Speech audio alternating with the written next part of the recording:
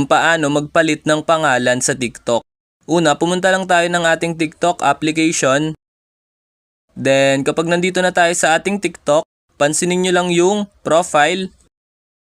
Ito siya sa corner, sa lower part. Then, kapag nakita nyo na, i-click nyo lang yung profile. Then, mapupunta na tayo dito sa ating profile sa TikTok.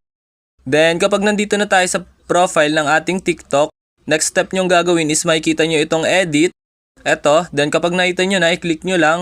Then kapag na-click nyo na, mapupunta naman tayo dito sa edit profile. Then kapag nandito na tayo, kung mapapansin nyo dito yung name, ito, then i-click nyo lang yan. Then kapag na-click nyo na, ayan, babaguhin na natin ang pangalan natin dito sa TikTok. So, i-delete natin yung luma natin pangalan, then palitan natin ng bago. So, ang ilalagay ko dito is Cozy. Then kapag nakapili na kayo ng pangalan or napalitan nyo na yung pangalan, so kapag sure na kayo, then pansinin nyo lang yung save sa